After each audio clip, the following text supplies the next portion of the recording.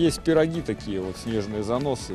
Ну, они вот, которые вот такие маленькие, они, это ерунда. А есть большие, ну, опасно. Я вчера в один влетел, так было не очень.